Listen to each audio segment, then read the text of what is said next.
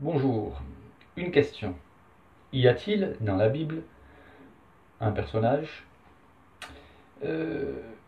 qui prétend faire tout ce que Dieu le Père fait, qui prétend donner la vie à qui il veut, euh, qui prétend que Dieu le Père lui a remis tout jugement et qui affirme qu'il doit être honoré comme on honore Dieu le Père.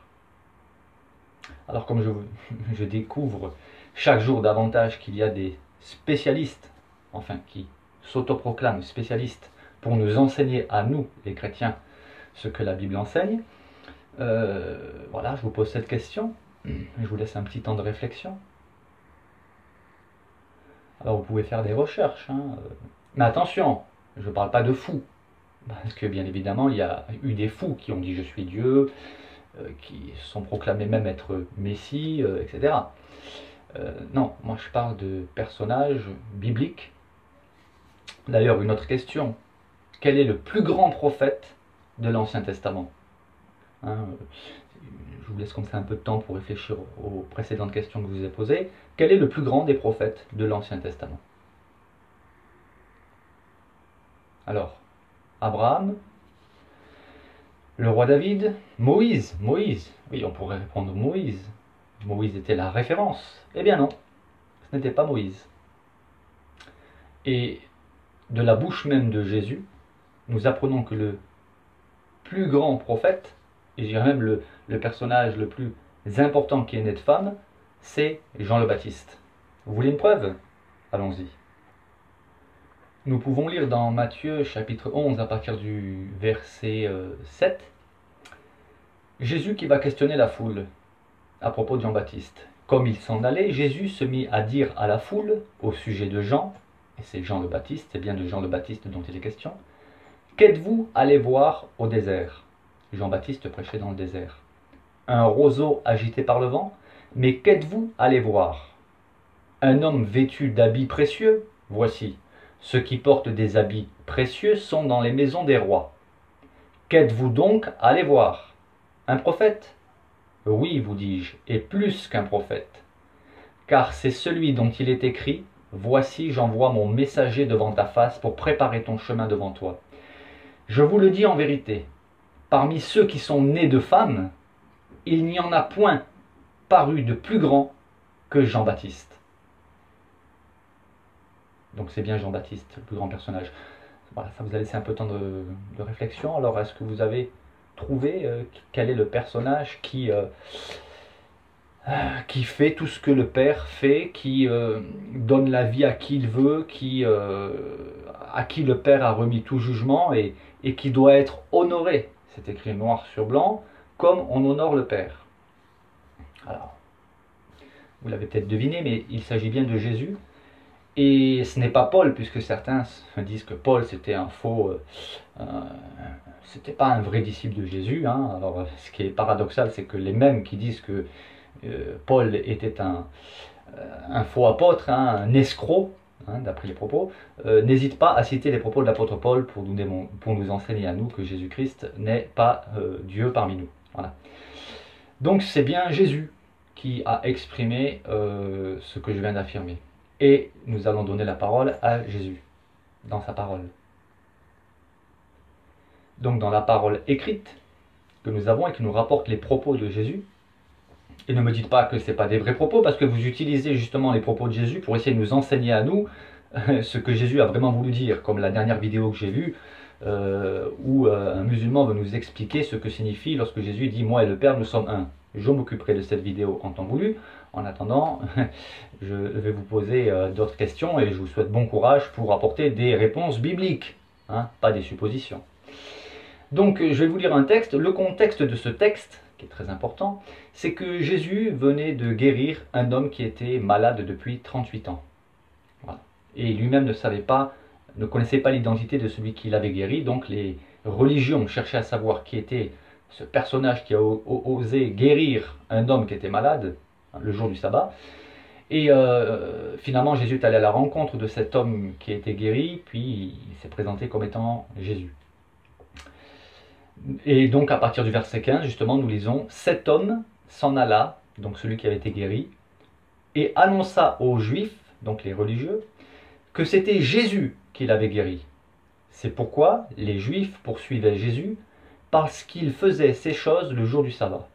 Alors il y aurait beaucoup à dire, parce qu'ils auraient pu se réjouir qu'un homme a été guéri, même si c'est un jour du sabbat. Mais bon, ça c'est un autre débat. Et voilà que Jésus intervient. Jésus leur répondit, « Mon Père agit jusqu'à présent. Moi aussi j'agis. » Bon. À cause de cela, les Juifs, eux, ont bien compris ce que Jésus est en train de leur dire. Mais quelques-uns des contradicteurs de nos jours pourraient dire, oui, bon, le Père agit, Jésus agit, ça ne prouve pas qu'il est Dieu parmi nous. Bon. Cependant, les Juifs, eux, l'ont compris. Et c'est pour ça que nous disons que, à cause de cela, les Juifs cherchaient encore plus à le faire mourir, non seulement parce qu'il violait le sabbat, mais parce qu'il appelait Dieu son propre Père, se faisant lui-même égal à Dieu. Jésus reprit donc la parole et leur dit, « En vérité, je vous le dis, le Fils ne peut rien faire de lui-même. » Si on s'arrête là, effectivement, il y en a qui vont dire, et c'est ce que certains disent, « Ben oui, Jésus, il ne pouvait rien faire. Il ne faisait que par la permission de Dieu. » Voilà, c'est l'argument qui revient souvent. Mais il faut lire l'ensemble du texte, dans son contexte. Il faut lire la suite du verset. En vérité, je vous le dis, le Fils ne peut rien faire de lui-même, et pour nous c'est normal, puisque le Fils est la parole de Dieu. La parole est soumise à celui qui prononce la parole. C'est symbolique, imagé, mais véridique. Il faut de l'intelligence spirituelle pour comprendre cela, un minimum. J'avais d'ailleurs fait une vidéo sur l'intelligence spirituelle, c'est la capacité de comprendre des choses spirituelles. Mais Jésus continue. En vérité, je vous le dis, le Fils ne peut rien faire de lui-même, il ne fait que ce qu'il voit faire au Père. Et, il faut écouter la suite, et tout ce que le Père fait, le Fils aussi le fait pareillement. Trouvez-moi un seul prophète, un seul personnage biblique qui a affirmé faire tout ce que le Père fait. Il y a eu des hommes qui ont été utilisés par Dieu pour accomplir des miracles et des prodiges. Mais aucun d'eux n'a osé prétendre que tout ce que le Père fait, lui aussi il le fait pareillement. Mais allons plus loin. Il explique pourquoi. Il dit, car le Père aime le Fils, il lui montre tout ce qu'il fait, et il lui montrera des œuvres plus grandes que celles-ci, afin que vous soyez dans l'étonnement. Car, comme le Père ressuscite les morts, et donne la vie, ainsi le Fils donne la vie à qui il veut. Là, il est en train de dire très clairement que lui, le Fils, donne la vie à qui il veut. De la même manière que le Père, car comme le Père ressuscite les morts et donne la vie, ainsi il donne la vie à qui il veut. Alors il y en a qui pourraient dire oui, enfin, il y en a qui peuvent s'entêter. En quel cas, je vous renvoie à un autre texte qui va confirmer ce que j'avance. Enfin, c'est pas moi qui l'avance, c'est ce que Jésus enseigne, affirme. Nous allons donc dans Jean chapitre 11 verset 25. Lazare est mort. Et Jésus dit, je suis, écoutez bien, il n'a pas dit je vais prier pour que mon Père ressuscite. Il a clairement affirmé, pourtant c'est ce qu'il va faire, il va prier. Mais une prière qui est tout à fait particulière puisqu'il va dire je sais que tu m'exauces toujours. Il est d'ailleurs aussi le seul à être toujours exaucé. Mais là, Jésus affirme dans Jean 11, 25, « Je suis la résurrection et la vie. Celui qui croit en moi vivra même s'il meurt. » Mais il affirme clairement, « Je suis la résurrection. » Là encore une fois, est-ce qu'un simple homme, même un grand prophète, peut affirmer, s'il n'était qu'un homme, « Je suis la résurrection » ? Réfléchissez un peu.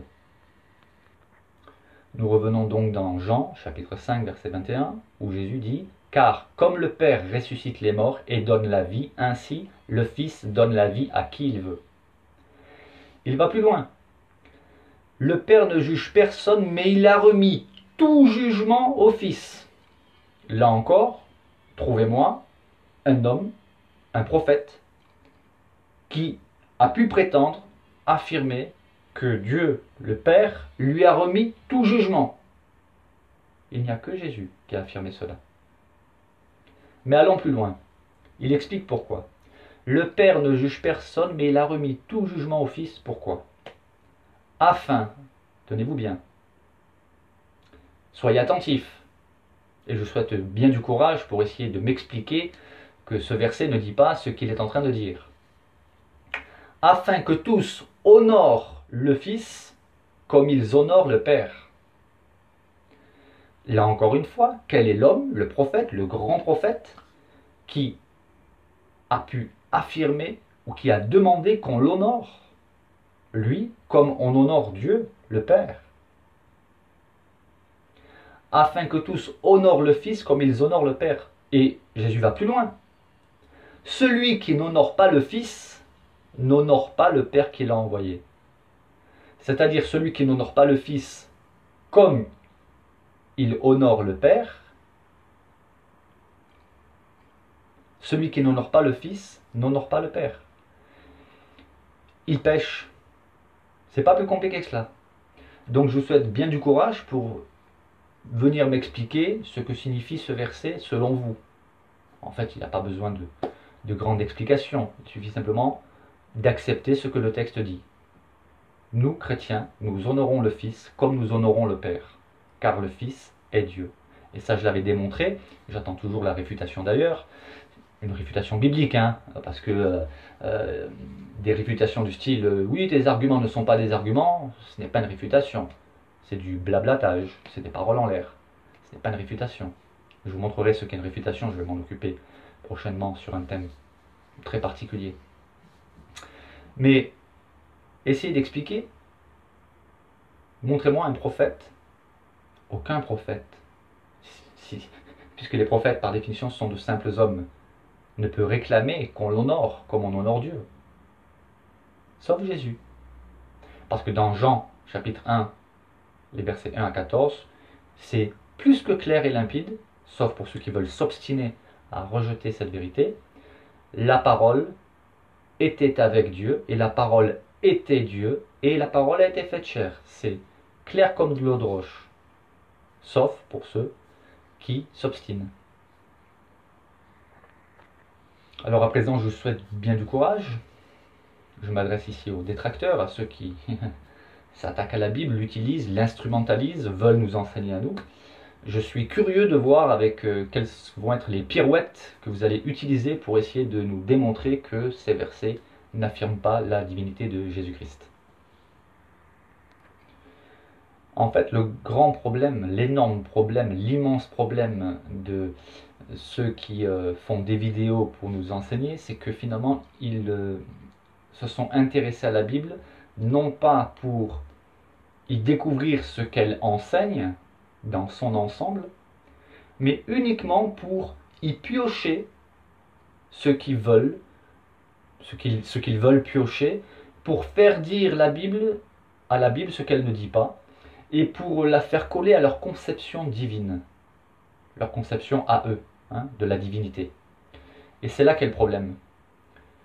Donc il faut de l'humilité quand on médite la parole de Dieu, quand on veut enseigner les autres, il faut s'intéresser à ce qu'elle enseigne véritablement et dans son ensemble, et ne pas l'utiliser, car c'est un péché très grave. Et je vous mets en garde.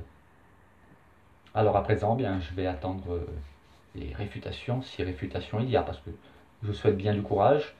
Cependant, je vous souhaite que le Seigneur vous bénisse, parce que vous êtes aveugle, mais je l'étais aussi autrefois.